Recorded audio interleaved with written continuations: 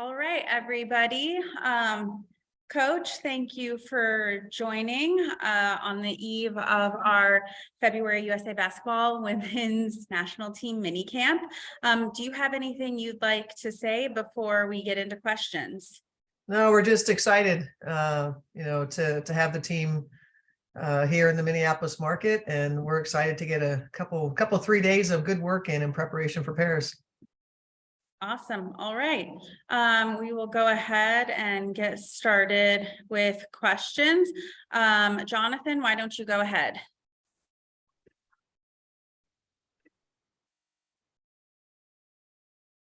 That better. Now you can probably hear me now. Hi, Cheryl. Thanks, Renee. Jonathan Tannenwald from the Philly Inquirer. Hi, Jonathan. I'm sure you've had plenty of national team gatherings and whatnot over time at times in the year when these players have had an awful lot to think about with WNBA free agency and so on and so forth. But it seems like this winter's been a little more explosive than usual, and I wonder how you've all taken it in and whether it crosses the mind of your players when they're together. I have no idea where their minds are with regard to WNBA and free agency. I think what we typically like to do when we get together for USAB is put all the other stuff away and focus on our time together for USAB and our preparation as a team. Thanks.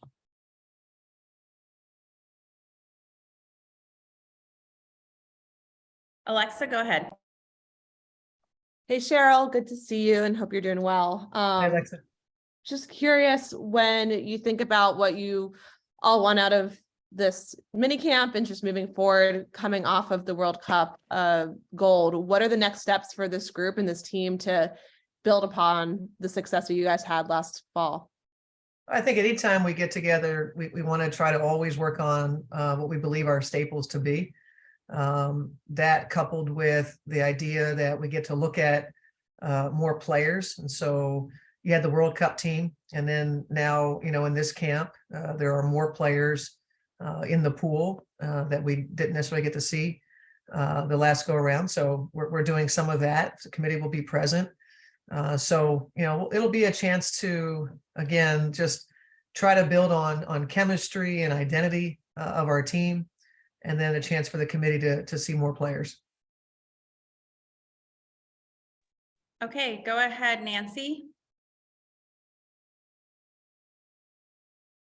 Hey, Cheryl, thanks for doing this. Nancy Armour with USA Today. Hi, Wanted to ask you about a player who's not with you guys this week. Wondering if you've had conversations with BG. If she's given you kind of any indication of where she's at or what her thoughts are, whether it's re-entering the pool or what her thoughts are about wanting to be available for Paris. Yeah, I haven't spoken with Brittany personally. I do know that there has been communication on USA Basketball's side in terms of expressing to Brittany that when the time is right, she's certainly welcome to join. We've missed her, and when she feels it's right, we will welcome her back. Okay, next we'll go to Nick Zaccardi. Go ahead, Nick. Hi, Nick Zaccardi from NBC Sports. When you took this head coaching job, did you think that Diana Taurasi would ever play for the U.S. again? And what are your overall thoughts about having her back with the program here? I wasn't sure because I'm not necessarily as closely connected to some of the players that aren't mine to know kind of what they were thinking. I do know that I had a conversation with Diana about playing, particularly in the World Cup, and I think if Diana felt better physically, as you know, she suffered an injury during the season and just wasn't able to get herself ready to compete. And so now we get that chance. We get that chance where we'll be on the court together, and I look forward to having a chance to have her be around and be, as I told her, a great voice. And obviously the competitive fire that she competes with is something that we all do well with. So I'm looking forward to have a chance to coach her. Thank you. Okay, next, Scott. Hello, Coach. Hi. I was wondering, what was your main goal going into this mini camp? Well, the main goal is, again, for our coaching staff is to again, look at our staples, our things that we feel like we want the identity of the team to be, and see how we can continue to evolve that. We'll talk as a staff in terms of some of the schemes. We reviewed, our World Cup performances and things that we liked, that maybe we discovered something. We want to sort of kind of continue to build things out. And that from a coaching perspective. Obviously, from the larger perspective, is a chance for players to compete and have a chance to perform for the committee that will be present. Zach, go ahead. Zach Gottlieb from USA Basketball. Just to further on the Diana Taurasi question from earlier, what's it like having her around, how some of the younger players, since she's been around for so long?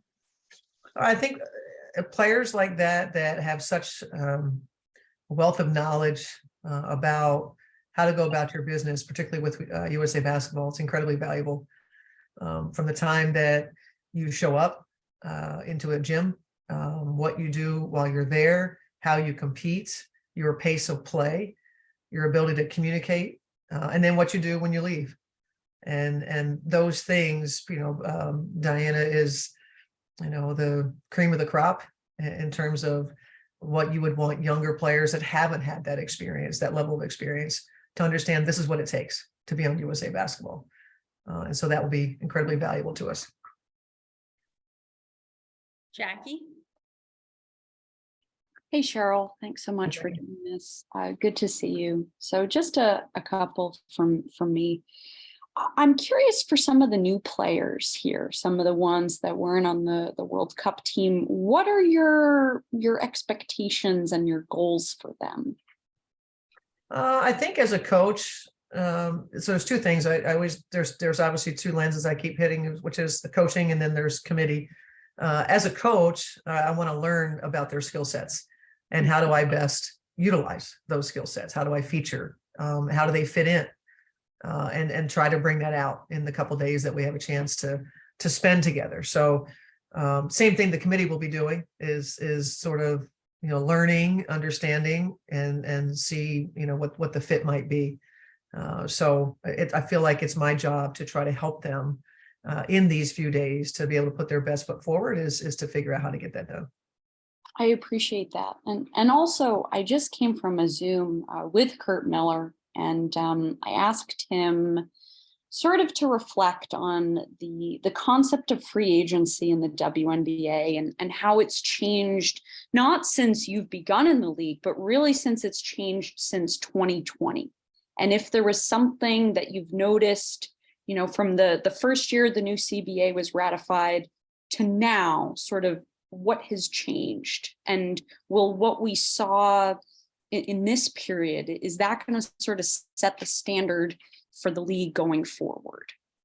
Well, don't have a crystal ball on that last part, but certainly I think what's changed is opportunity for players to be, somewhere else sooner. As you know, all the ways that you can become an unrestricted free agent. And I think that the process by which you go through to recruit a free agent, I hope that we were a part of setting that bar of how you recruit.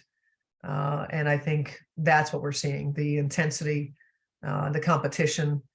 And, if you look at how many players were being fiercely recruited, to how many players and the number of teams that want them, it's hard to be the one. You got 6 or 7 teams that want a player. And so you better bring your A game, to have a chance to be in, and that's what the players are expecting now. They're expecting the process to be a heck of a lot different than what it was just, as you mentioned, even 3 years ago. Jeff, go ahead. Hi, Coach. Thanks for the time today. I was just curious, what have your talks in the off season been like with Fee, and just how does she look in your eyes, and what kind of impact do you think she can make on this team this year? Yeah, I'm excited for Fee. You mean for the Lynx or USAB? Both. I'm excited for her to be a part of both. In terms of obviously Fee didn't get a chance to join us for the World Cup. And it really turned her attention into obviously still getting herself into a place physically where she felt more like herself. She returned to play just 10 weeks after giving birth to her first child. That was very challenging. She said she does not recommend that. So she was really interested in kind of giving her body a little more space to, kind of get to this where she feels great now and is now able to focus on skill development as opposed to kind of getting back conditioning wise, getting her legs under her, that sort of thing. So I'm super excited to see her this week back with USA Basketball. I know she's missed it terribly.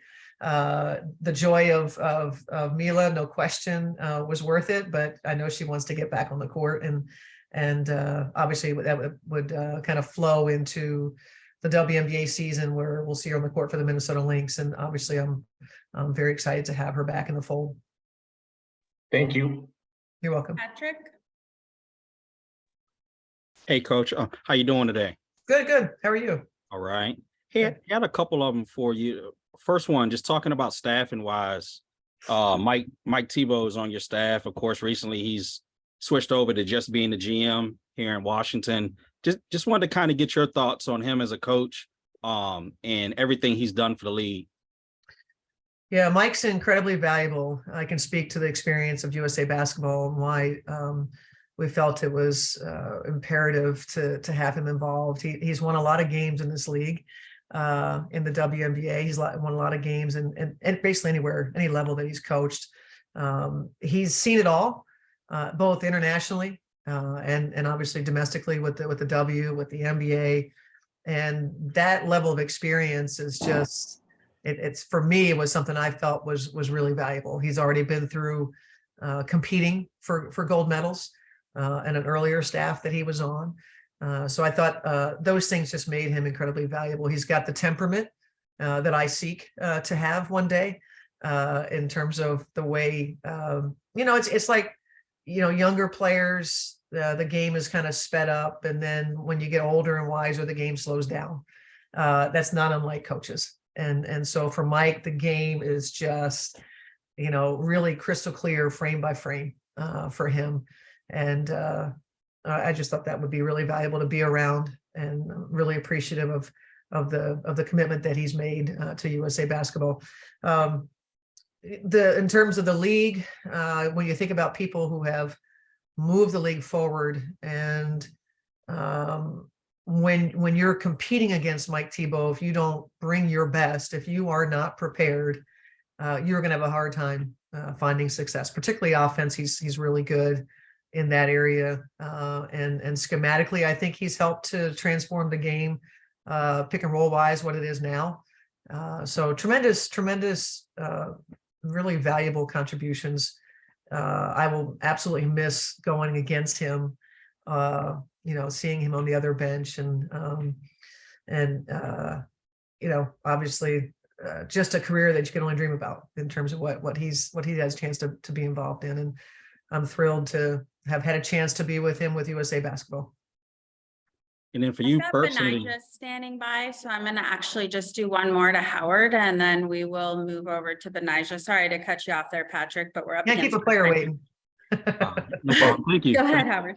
I very much appreciate it. Cheryl, in terms of the players you have coming in, obviously there's a wide variety of, players you very familiar with in the USAB context, and some not as much. And I wonder what you as a talent evaluator are most interested to see. Maybe it's Fee because you have her in both teams, but I'm curious, what is your biggest takeaway you're hoping for out of the week?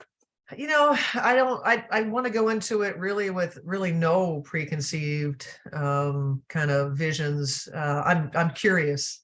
I want to go into it just feeling very curious, and again, try to do things that helps to facilitate for them being comfortable and being able to be their best. So I'm happy to join.